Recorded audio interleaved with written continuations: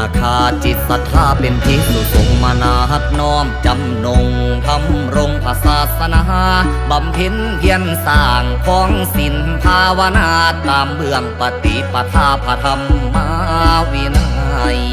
แล้วจังใดนั่งสมาธิฌานยิ่งน้ำลำพานไต่ต้นไม้ใหญ่